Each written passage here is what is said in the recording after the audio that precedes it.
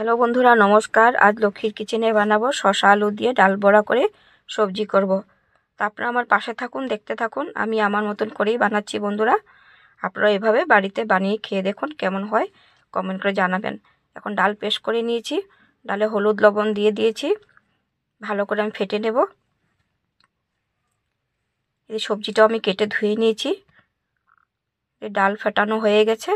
এই শুকনো লঙ্কা তেজপাতাও নিয়ে নিয়েছি, ধনিয়া পাতা নিয়ে নিয়েছি, জিরা ধনিয়া লঙ্কা গুঁড়া হলুদ গুঁড়া নিয়েছি।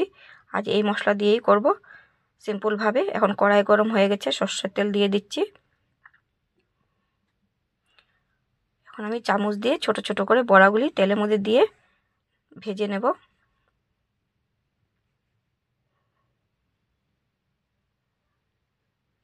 উল্টে পাল্টে বড়াগুলি লালচে লালচে করে ভেজে নিয়েছি, তুলে নিচ্ছি।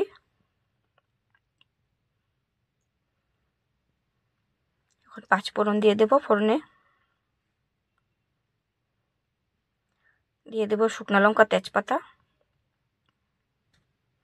আলু ভেজে নেব।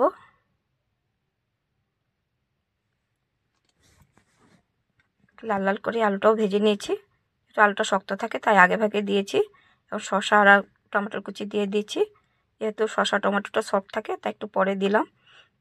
একটু ভালো করে নেড়ে চেড়ে নেব, যাতে ভাজা ভাজা হয়ে যাবে। মশলা দিয়ে দেবো। মশলা দিয়ে দিচ্ছি জিরা ধনিয়া লঙ্কার গুঁড়া হলুদ গুঁড়া। মশলাটাও ভালো করে ভেজে নেব যাতে গন্ধ কাঁচা গন্ধ না থাকে। পরিমাণ মতো নুন দিয়ে দিচ্ছি।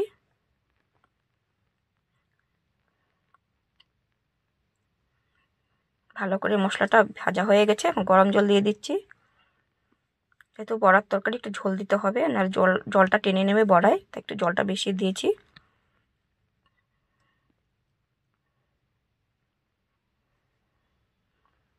তো নেড়ে চেড়ে আমি ঢেকে দেবো। 2 মিনিট পর আমি দেখব কেমন হয়েছে সবজিটা, বয়েল হয়েছে কিনা। না, আলুটা বয়েল হয়ে গেছে। তো আমি ঝোলের মধ্যে দিয়ে দিয়েছি বড়াগুলো।